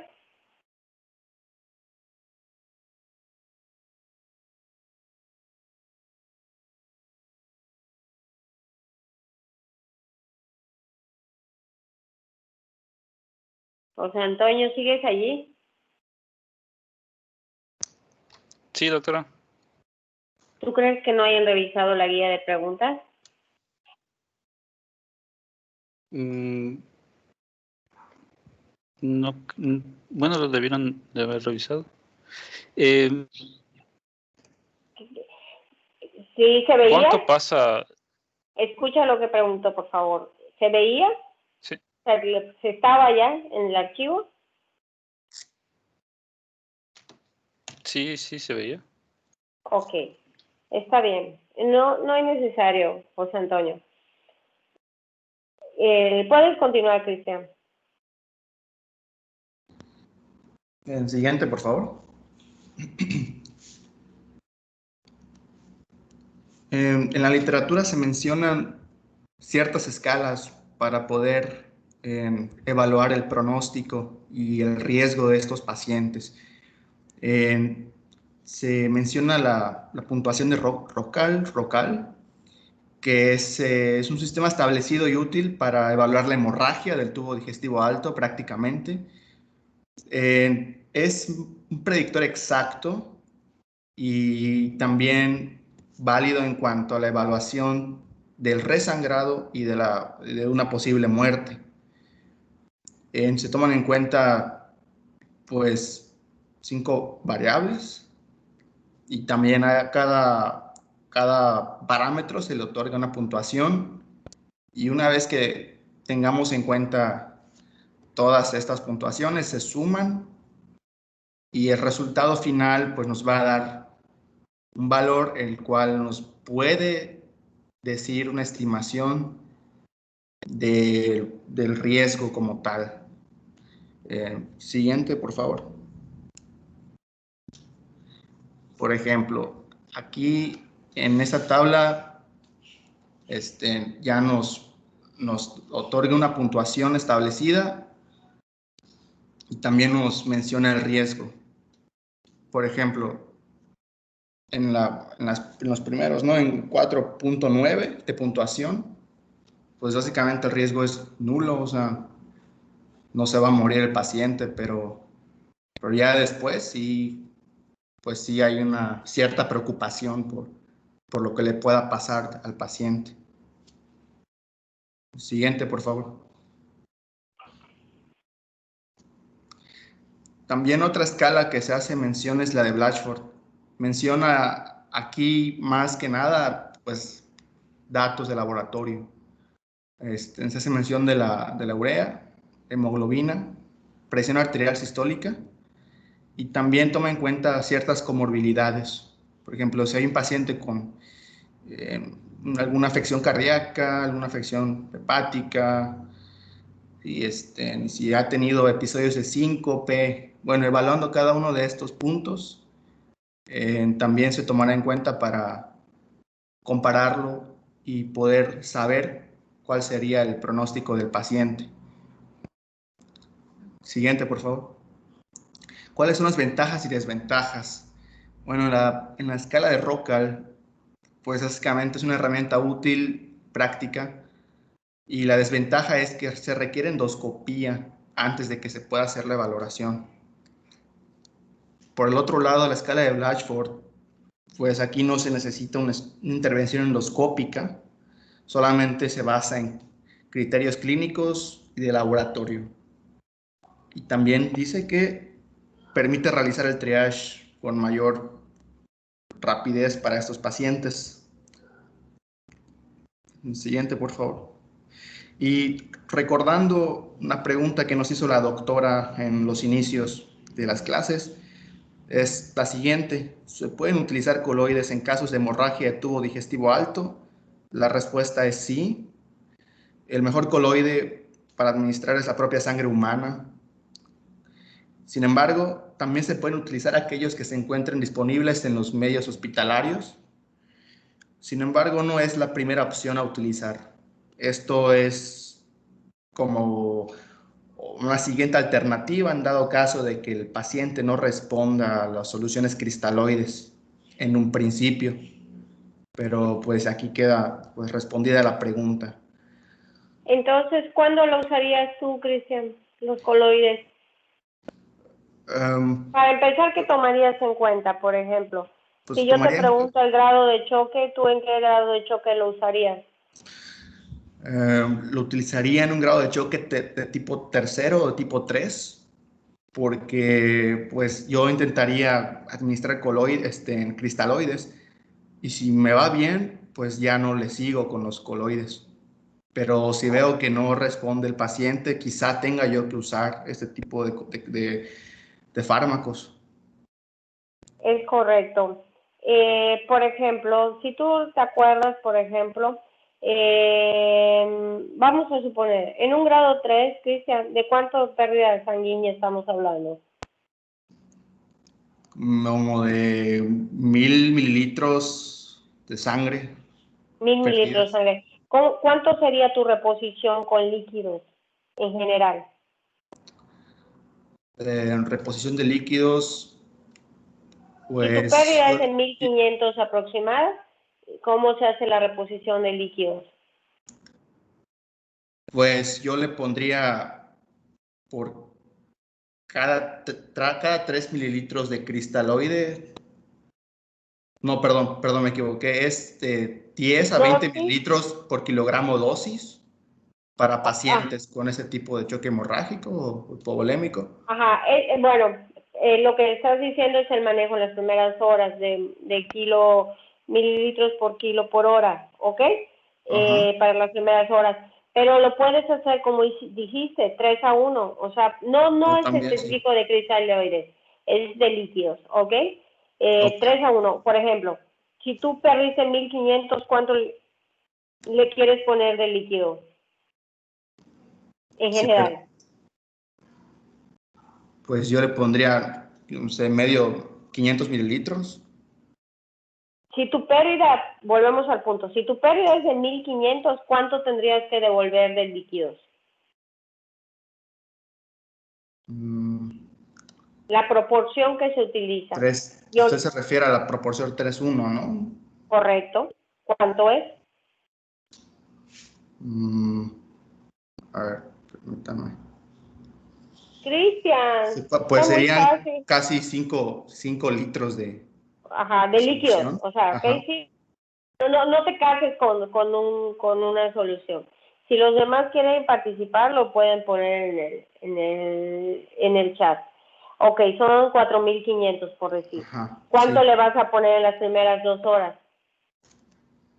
Pues en las primeras horas, Aproximadamente. yo le pondría, pues, 15 mililitros por kilogramo. Que viene equivaliendo, por ejemplo, en un paciente de 70 kilos. Pues eso equivaldría como unos 1000 mililitros más o menos, sí, como 1 litro. Ok, para la primera hora o para... Ah. Y en las primeras 2 horas quizá cuánto más o menos, En Cristian. las otras 2 horas, pues yo pondría, No tienes que contestarlo, no te pongas nervioso ni nada, o sea, lo que tú consideres. pues yo seguiría con 10 mililitros. O sea, 2 litros, ¿no? Ajá, sí. Correcto. Mira, ya aquí estoy leyendo más o menos lo que están poniendo. Más o menos, bueno, y ya vi que algunos sí lo leyeron. Ok. Ahorita se los voy a explicar. Yo quiero que quede claro. Tú haces tu cálculo, más o menos 1500 de pérdida. Entonces tenemos que vamos a reponer 4500. Quizás en las primeras 2 horas tú te vayas con los 2 litros. ¿Estoy bien, Cristian? Sí, así es. Okay, vamos juntos. Entonces, si yo pongo 2 litros, ¿cuánto me queda? Pues me quedan ya los 3 restantes, 3 litros. Ajá, 2.500 más o menos. 2.500. Vamos a tratar de ser lo más exactos posible para que no nos pasemos de líquidos. Entonces, de allí, ¿cuándo puedo ponerle el coloide, por ejemplo? ¿Y cuándo la sangre? Para pasar el coloide. ¿Qué hace el coloide? O sea, Quizás que podríamos regresar al punto donde ¿qué hace el coloide? o que usted creo que se refiere más bien al tiempo que tiene que No, pasar para tomar la decisión o cómo no. Y otra cosa que no debes hacer, Cristian, es pensar lo que yo quiero que pienses. O sea, tú lo que tú creas. ¿Qué hace el coloide? ¿Cuál es su función? Pero lo que tengo entendido es un tipo de sustancia química que hace que el líquido permanezca por más tiempo en los vasos sanguíneos, en la vasculatura. Ok, correcto. Entonces, para administrar un coloide, yo ya tuve que haber administrado un cristaloide. ¿Estoy bien? Ok, sí. ¿Sí? Entonces, para que haya líquido para mantener el espacio intravascular. Entonces, a eso quiero llegar. Yo ya le puse 2-3 litros. ¿Y cuando mi corazón me diría, Cristian, que ya es momento de usar el coloide? Además de que ya le puse 2 o 3 litros. ¿De qué más me guiaría? Pues yo creo que pues de la respuesta del propio paciente, si no sale del choque, ¿no? ¿Qué Pues estarías entonces, qué dirías tú? ¿Cómo sabrías que no está respondiendo el paciente? pues tendría que evaluar los signos vitales y Muy bien, muy bien. todos los Ok. parámetros. Por ejemplo, ¿qué signos vitales son importantes aquí? Pues la tensión arterial, la frecuencia cardíaca, Con eso. la Y respiratoria. la respiratoria no es tan útil. De hecho, ahorita, aunque al final les voy a explicar un poquito por qué les pregunté los limitantes. Efectivamente, de los más sensibles, pues son la presión de pulso, la PAM, la frecuencia cardíaca, la uresis, ¿verdad? De lo que yo me pudiera fijar. Si no veo una adecuada respuesta y yo considero que mi paciente ya tiene los líquidos suficientes, como les comentaba en las clases pasadas, podría basarme en algún parámetro dinámico, pero si no tengo a la mano un ultrasonido, ¿verdad? O un catéter de PVC o algo, pues me puedo basar solo en la clínica. Y quizá en ese momento sea el momento de decir, yo mejor le pongo un coloide, porque ya considero que ya hice todo lo posible y en los choques que yo considere que son refractarios a la respuesta de líquidos, a la respuesta de cristaloide, por eso me voy con el coloide. Quizá antes del coloide pudiéramos considerar al mismo tiempo los hemoderivados. ¿Cuál es el momento indicado, Cristian, para el uso de hemoderivados? Estoy leyendo el chat y ya leí que varios lo han puesto. Los parámetros y ya vi lo de los catéteres. Ahorita se los voy a explicar, lo demás pues ya ustedes lo estudiarán si quieren. Entonces, ¿cuándo es el momento para el uso de hemoderivados, Cristian?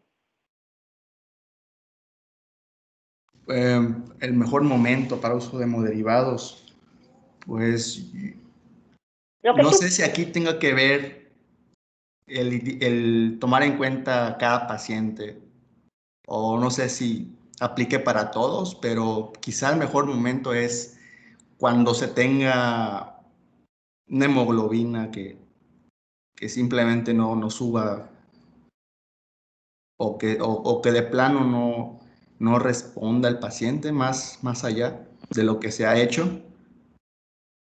Pero ¿cómo lo sabrías? Definitivamente ya lo leí, me imagino que es lo que tú quieres decir, que con 7 o menos, ¿verdad?, pudiéramos considerar el uso de hemoderivados, pero yo les digo en serio que la hemoglobina, como no son un sangrado muy abundante, la hemoglobina, por ejemplo, si son sangrados pequeños, ustedes van a ver que el paciente llega con hemoglobina de 5, pero aquí llegó y no está chocado.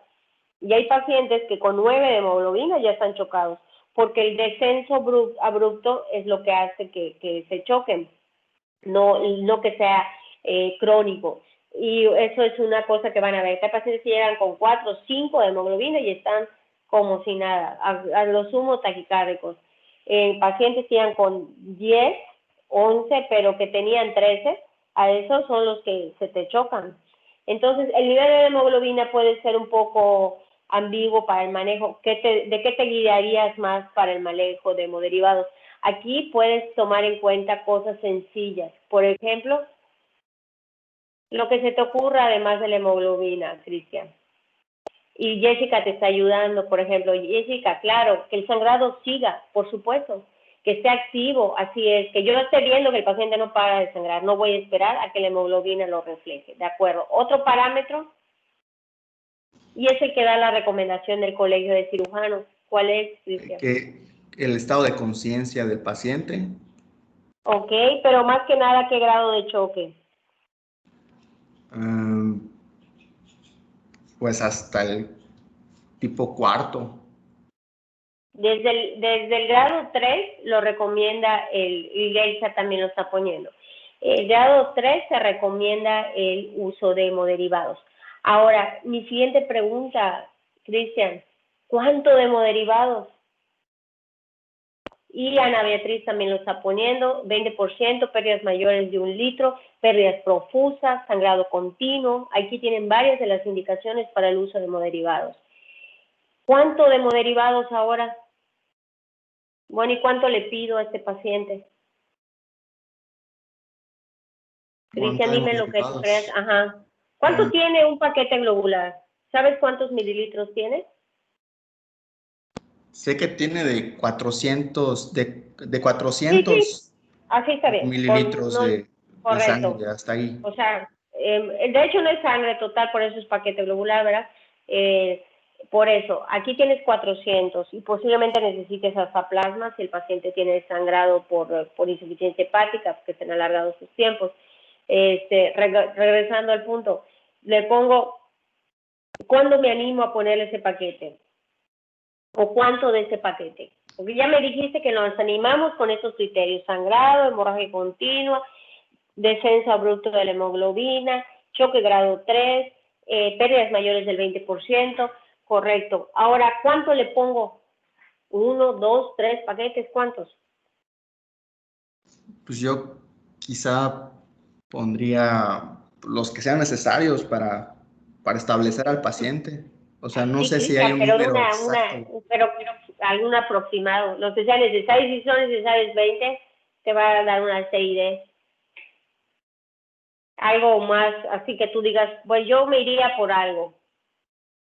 Aquí, por ejemplo, Alfonso puso un paquete globular aumenta 1 miligramo de hemoglobina. Sí, la respuesta es sí, Alfonso, si el paciente no tiene choque.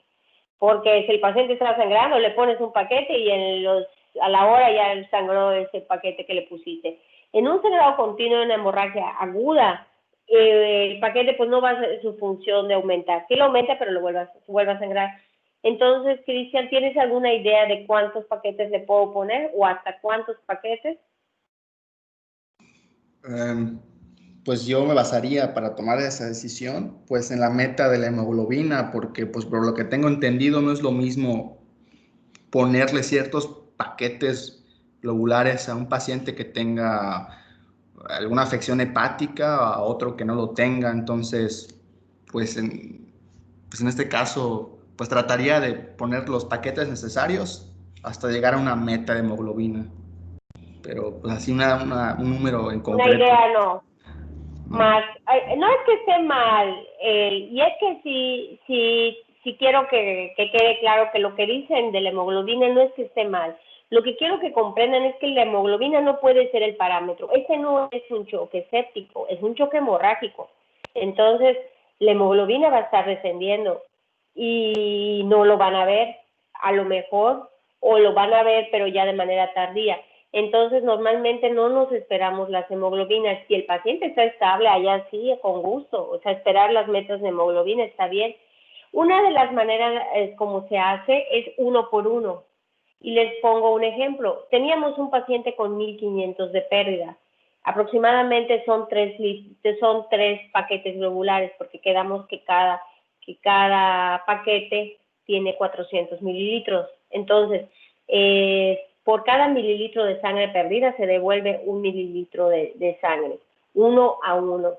No es igual y no se confundan del manejo de líquidos. El manejo de líquidos es 3 a 1. En este caso sería 4,500.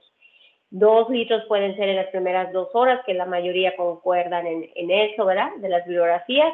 El resto, por ejemplo, pueden ser 3 paquetes globulares porque perdió 1.500, aproximadamente ya está en un grado 3. De esos paquetes globulares yo pudiera utilizar, de los 3, puedo usar, por ejemplo, 2 paquetes globulares y un plasma fresco. Si el paciente fuera por un alargamiento de tiempo, sin insuficiencia, puedo utilizar una féresis de plaquetas, claro, cuando las plaquetas son abajo de 50,000 o el paciente está sangrando o se documenta. Esas son de las cosas de las que yo me puedo apoyar. Y quizá es antes de los coloides. El coloides quedaría como para los casos más refractarios. Y aquí en este punto yo quiero retomar un término que les puse en la guía. ¿Qué es la hipotensión permisiva, Cristian? La hipotensión permisiva, ¿eso se refiere? Sí. Ni te Pues, suena. ¿Te suena o no te suena? Pues por la hipotensión permisiva yo entiendo que es aquella tensión arterial que por más que tú trates de elevarla, simplemente no se llega a una meta. Cristian, significa que tú tampoco leíste mi guía. Muy bien. Ya no les voy a subir guías, no se preocupen, no vale la pena. Entonces, Daniela, adelante. Yo leí que era era la presión sanguínea controlada por debajo de lo normal, pero siempre y cuando no se afectaran los órganos vitales y no se empeorara o exacerbara la hemorragia. Eso es correcto, Daniela. ¿Y cómo lo sabes eso? O sea, ¿cómo te das cuenta que no le estás, que estás manteniendo con esa TA una adecuada perfusión a los demás órganos? Podría ser por, no sé, los signos, tal vez, por la clínica. Por ejemplo. No sé. Está muy bien lo que dijiste, la definición es correcta. Ahora, como les digo, ya la definición está bien, ¿cómo la usamos? Esa es la cuestión. Lo que acabas de decir, que también lo que puso Jessica, es correcto. A ver, Paulo, dime. Pues nos damos cuenta que el órgano está bien cuando está cumpliendo su función. Si estuviera hipoperfundido el cerebro, por ejemplo, tendríamos un estado de conciencia alterado. En el caso del riñón, pues la uresis se vería disminuida y así con los demás órganos. Eso es muy bueno. Aquí también, muy bien, Paulo, correcto. También Daniela y bueno, todos los que están participando también. Ángel está comentando el gasolinario. Efectivamente, este término de hipotensión permisiva se utilizaba en pacientes con choque hemorrágico y se demostró, son pacientes de trauma, traumáticos, que tienen sangrados y se vio, por ejemplo, en zonas de guerra, zonas de desastre, que no era necesario tener los normotensos, ¿verdad? Por eso hay metas de la PAM, no necesariamente tienen que tener 120-80, puede ser que hasta con 90-60, 160, pero yo aseguro que con esta TA estoy haciendo una adecuada perfusión a los órganos vitales, ¿verdad? ¿Y cómo lo vamos a saber? Pues eso, disminuye la frecuencia cardíaca, disminuye la frecuencia respiratoria, mejora el estado neurológico, mejora la uresis o se mantiene en límites mayores de 0.5 mililitros kilo hora, el paciente tiene un adecuado estado neurológico, el paciente tiene menos taquicardia, el paciente tiene menos taquipnea, entonces yo evalúo los demás signos vitales y no me dejo llevar solamente por una normotensión. Es un término totalmente aceptado en choque hipovolémico hemorrágico. Y quiero comentarles que el hecho que yo les haya puesto lo de los catéteres tiene un fundamento y ojalá lo revisen después si quieren, que los catéteres periféricos hay leyes de líquidos, ¿verdad?, que son para pacientes con choque mejores. Y si ustedes vieran el flujo que dan flujos muy, muy altos en pacientes con buenas venas. Obviamente, pacientes hipoperfundidos, pues a veces está difícil canalizarlos, pero que no son necesarios los catéteres siempre centrales y nada más para el manejo de líquidos, porque las vías periféricas dan buen aporte de líquidos. De hecho, se prefieren 2 vías que lo tengan un ratito, 16 y 18. Si ustedes ven cuánto aportan esas, aportan un buen volumen, pasan perfectamente sangre, pasan coloide, entonces yo puedo tener una vía solo líquidos y en la otra vía estoy transfundiendo, y eso es para que ustedes entiendan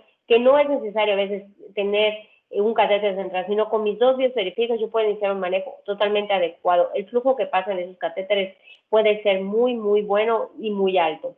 En comparación con un catéter central que normalmente lo utilizamos para otras cosas. Y el término ya se los comenté y me falta nada más comentarles un poquito de cómo hacemos la evaluación. ¿Pueden continuar, Cristian? Y al ratito les comento eso. Pues ya no hay Y más la diapositivas, última. sería todo. Sí. Correcto, entonces hazme un favor. Pero no eres tú, Cristian. Muchas gracias, Cristian. José Antonio, espérame. Ya se fue, pues ya la sacó. Quería que me ponga una. ¿Me la puedes poner, José Antonio? Gracias, Cristian. A ver.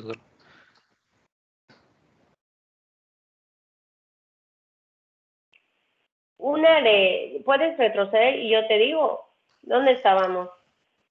Una es del manejo, creo que es la anterior a esta, a ver, un poco, voy a retroceder y yo te digo, nada más que no muy rápido, ok. Bueno, Sí. aquí lo puedes detener un momento. Aquí les comento, ¿verdad? Entraría lo que les acabo de decir, las ventajas, las desventajas. Ya vi que algunos de ustedes sí revisaron el flujo. Y aquí entra, por ejemplo, la ley que le llamaban la ley de Laplace, la ley de los líquidos, la utilización de las soluciones, cuándo se pueden utilizar los coloides, cuándo los hemoderivados. Y aquí yo también les comentaba si alguien puede ayudarme con eso, para que ya estaba en la guía, qué es el índice de choque. ¿Puedes ponerme mientras la del Colegio Americano de Cirujanos, por favor, la clasificación? ¿Qué es el índice de choque?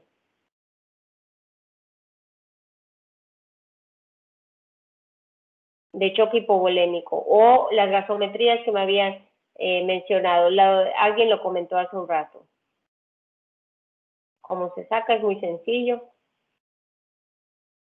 Correcto. A ver, preferiría si alguno de los dos, Jorge o Alfonso, pudiera tomar la palabra.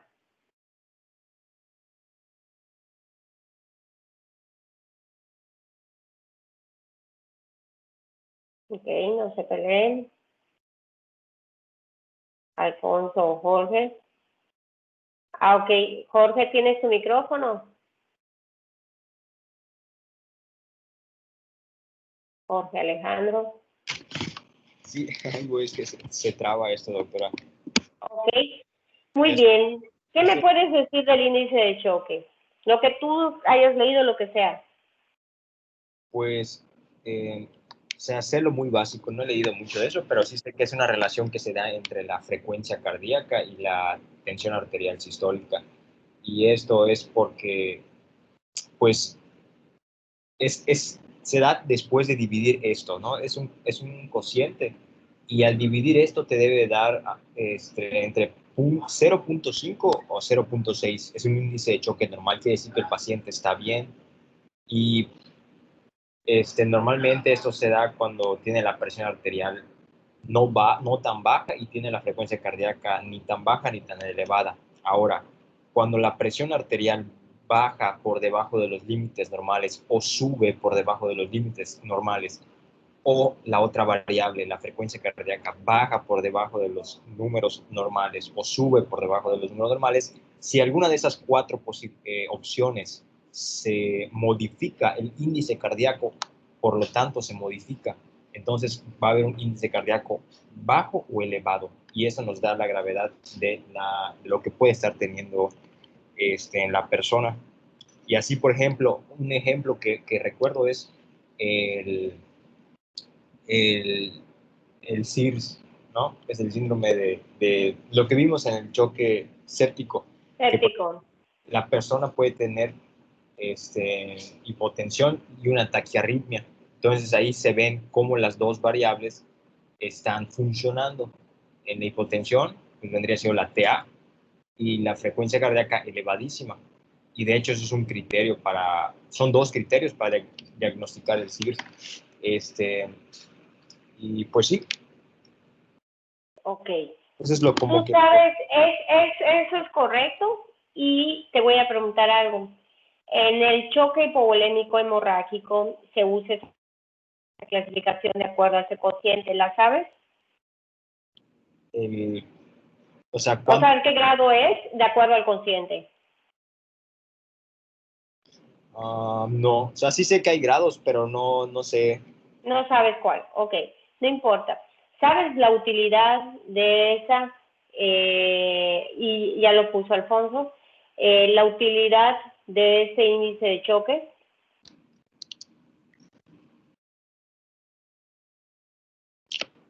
Pues sí, es muy, o sea, como tal, saberla, aplicarla y todo, no, pero sí sé que es bastante útil porque nos dice si se está muriendo el paciente rapidísimo o si no, a partir de la presión arterial y de la frecuencia cardíaca, porque puedes decir, no, pues está bien la frecuencia cardíaca, ¿no? Y alguna otra variable como la presión arterial, no. Entonces, en ese momento el paciente se te puede ir, pero de igual manera puede tener un índice cardíaco normal y ahí tú tomas otras medidas. Es súper importante, pero las aplicaciones como tal, no.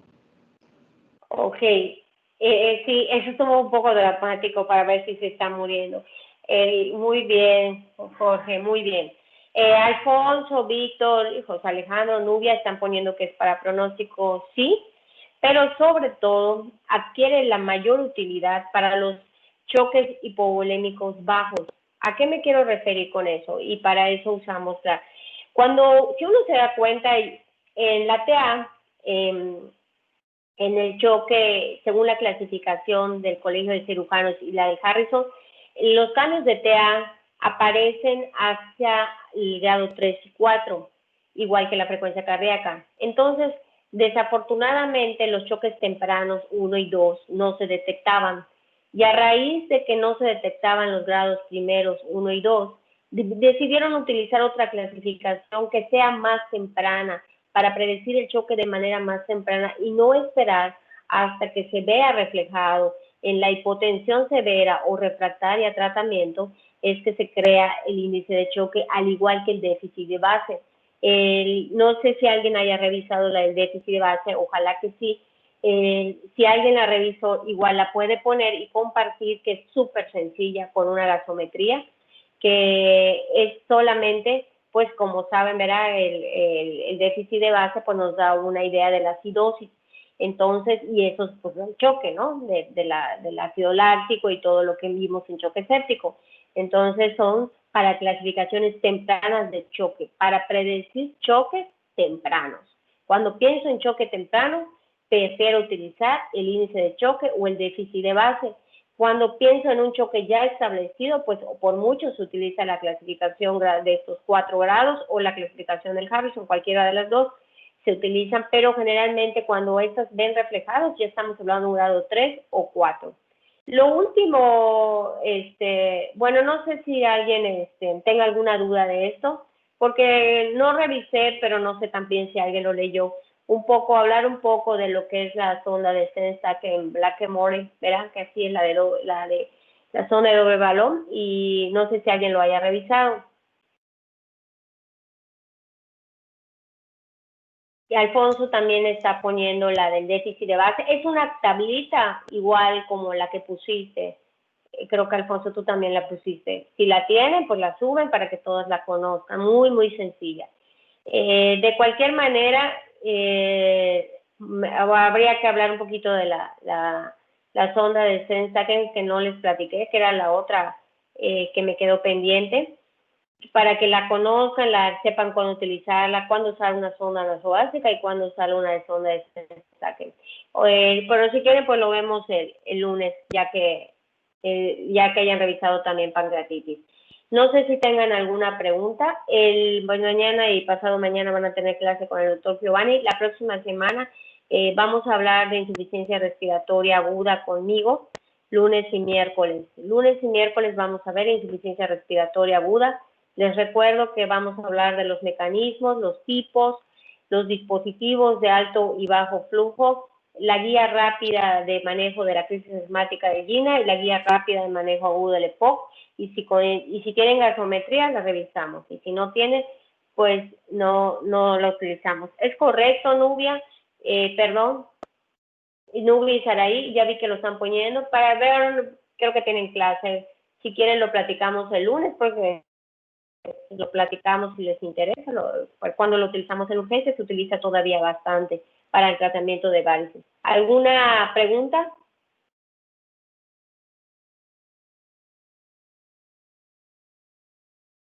Bueno, pues creo que no. Buenas tardes, nos escuchamos el próximo lunes a las 4:30, Dios mediante, y podemos empezar con las dudas que hayan quedado de choque, y inmediatamente después vemos insuficiencia respiratoria aguda. El doctor Giovanni empieza la próxima semana con el taller de electro. Yo les dejé una guía en el de síndromes coronarios, si la quieren la pueden revisar, o si no, pues de lo que él les diga. Que cuando llegue el fin de semana tengan un bonito fin de semana y una bonita tarde. Nos estamos escuchando.